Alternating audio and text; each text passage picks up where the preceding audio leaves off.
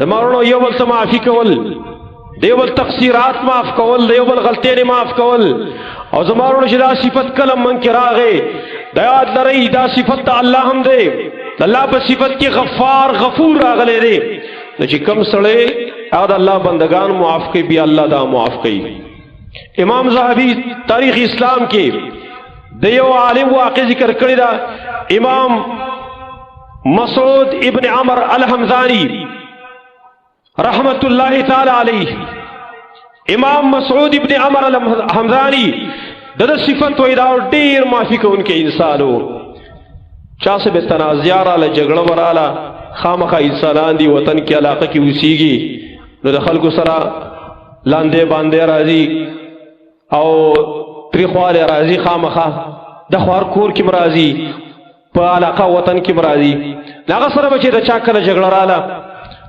او بیا با کس راغه حال لاره چې دته به کنزلیم کړي ردی بد به متویلی خو چې کله براغه رته خوالاو دته ویلی رجی زما فیل راغلیم.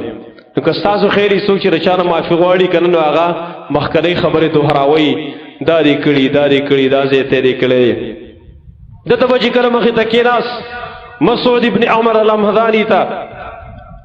ناز ویل معافی غواړم دمو تی ویل ټیک د معافی الماضی لا یذکر ماضی بنا یادو بچی څه شوی دی هغه شوی دی، الماضی لا یذکر ماضی بنا یادو. دا صفتونه پکې هر چا سره دا معامله کوله نو چې کله دی وفات شو چا په خوب کې ولید ویل مسعوده الله د څه معامله وکړه هغه ویل اوقفني ربي بين يديه زال خپل مخ ته ودرولم لا حول ولا قوة الا بالله وإذا خپل الله خپل مخ ته ودرولم او دا आवाज راتو کو یا مسعود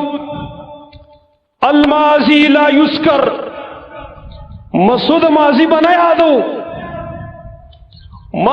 یادو او امر یو کو اذهبوا به الى الجنه فقد غفرت له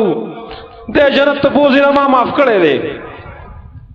اگر اللہ بندگان معاف کول او تیل به ماضی بنا یادو نو الله دته ویل الماضی بنا یادو چې تا دا کړی ماضی بنا یادو.